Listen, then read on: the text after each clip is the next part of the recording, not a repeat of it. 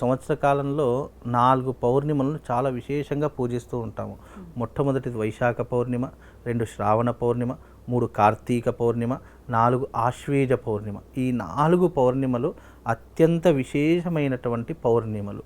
అంటే చంద్రుడు భూమికి అతి చేరువగా వచ్చేటటువంటి మాసాలు ఈ 4 మాసాలన్నమాట. ఈ 4 మాసాల్లో చంద్రుడి నుంచి షోడశ కళలు ఉద్భవించేటటువంటి సమయం. ఈ షోడశ కళలు ఉద్భవించినటువంటి సమయంలో చంద్రుడి నుంచి ఎన్నో రకాలైనటువంటి శక్తి సామర్థ్యాలు భూమి మీద పడేటటువంటి అద్భుతమైనటువంటి రోజులు ఈ 4 మాసాలు. కనుక ఈ వైశాఖ మాసంలో ప్రారంభమవుతాయి. చంద్రుడు ఎప్పుడూ కూడా మనఃకారకుడని జ్యోతిష శాస్త్రంలో చెప్పడం జరిగింది.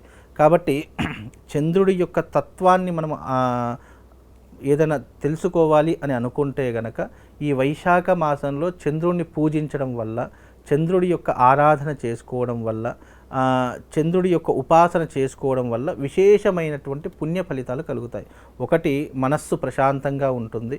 అలాగే మనకు ఆరోగ్యం అనేటటువంటిది ఎప్పుడూ కూడా సహకరించేటటువంటి అవకాశాలు ఉంటాయి.